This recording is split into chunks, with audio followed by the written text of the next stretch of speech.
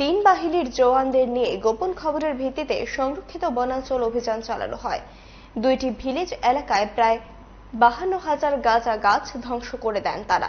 এমনটাই দাবি যাত্রাপুর থানার ওসি সুব্রত দেবরাতের। সকাল 8টায় শুরু হয় অভিযান, দুপুর পর্যন্ত তাদের অভিযান চলে। আজকে সকালবেলা আমাদের কাছে খবর আসে থলিবাড়ি এবং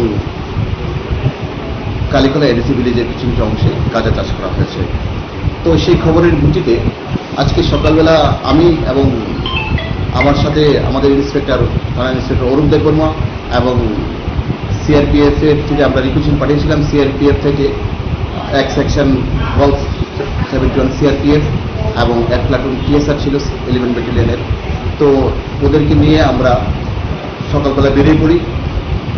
আমাদের প্রথমে আমরা গিয়েছিলাম থলিবাড়ি এডিসি এলাকার ভিতরে একটা উলুখোলা এরিয়ার জঙ্গল এরিয়াতে টিলাভূমিতে আমরা দেখেছি 3টা টিলাতে গাঁজা প্রচুর পরিমাণে গাঁজা চাষ প্ল্যান করা হয়েছিল। তো আমরা এখানে সম্পূর্ণ চেষ্টা করে দিয়েছি।